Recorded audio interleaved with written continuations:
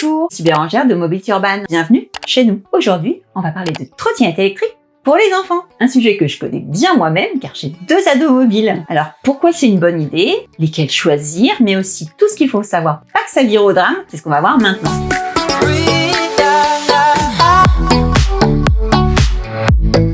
En tout premier, il faut savoir que l'âge requis pour conduire une trottinette électrique sur la voie publique, c'est 12 ans. Pour les plus jeunes, vous en trouverez aussi, mais en format jouet, dans des magasins de jouets. En général, elles sont à utiliser hors de la voie publique et elles sont limitées à 6-10 km/h. Pour ceux qui ont plus de 12 ans, donc, leur offrir une trottinette électrique, c'est d'abord leur offrir de la liberté et de l'indépendance dans leur déplacement du quotidien, que ce soit pour aller à l'école, au sport ou encore voir les copains. C'est aussi une bonne occasion de les aider à grandir et à se responsabiliser. Ils mettent en pratique leur toute jeune connaissance du code de la route, par exemple. Mais aussi, ils apprennent à entretenir et à prendre soin de leur machine. C'est aussi une façon de commencer à les sensibiliser sur un moyen de transport moins polluant. Et enfin, c'est toujours une occasion de leur faire passer du temps à l'air libre. Et oui, vous verrez que pour décoller un ado de son écran, faut mieux lui dire « va chercher du pain en trottinette » que « va jouer dehors ». Alors, quelle trottinette choisir pour votre enfant? À partir de 12 ans, donc, en théorie, toutes les trottinettes du marché leur sont permises. Mais maintenant, et comme on vous dira toujours, pour pouvoir en profiter vraiment, il faut mieux choisir un modèle adapté à la situation. La première tentation, c'est souvent d'en prendre une pas chère en grande surface, et c'est pas forcément une bonne idée, car souvent, ce sont des sous-marques, et en cas de panne, elles sont jetables. Inversement, il faut éviter les modèles trop lourds ou trop puissants qui conviendraient mieux à un parent. Parce que même si c'est tentant d'avoir une trottinette pour toute la famille, une machine trop lourde ou trop puissante, ça va être difficile à gérer pour lui, difficile à manier, et en plus, il risque de moins résister à avoir une conduite un peu sport, et donc plus à risque. Quel est notre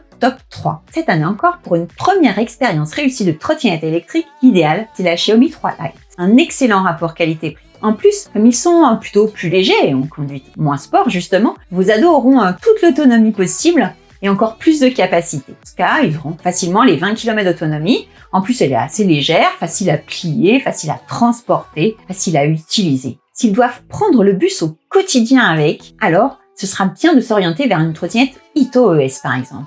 Elle est non seulement plus légère avec ses 12 kg, mais aussi elle est surtout plus compacte et donc plus facile à manipuler dans les transports. Et enfin, pourquoi pas une Ninebot D28E?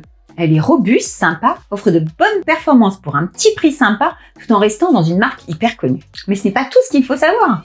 Quels équipements sont obligatoires?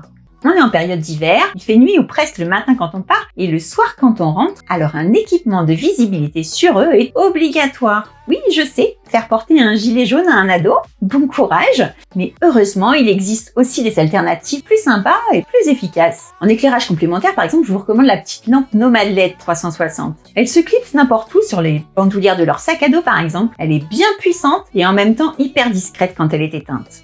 Concernant le casque, même combat. Bon, il n'est pas légalement obligatoire, mais il est vraiment recommandé, encore plus pour des mineurs. Et pareil, si vous voulez les en convaincre, lâchez les casques moches de vélo et cherchez-en des plus sympas. Aujourd'hui, vraiment, il y a du choix. Choisissez-le avec eux, c'est encore le meilleur moyen qu'ils les portent. Au fait, n'oubliez pas qu'ils doivent aussi être assurés. L'assurance en responsabilité civile est obligatoire tous les EDPM. Ça coûte environ entre 30 et 80 € à l'année et on en trouve à peu près partout aujourd'hui.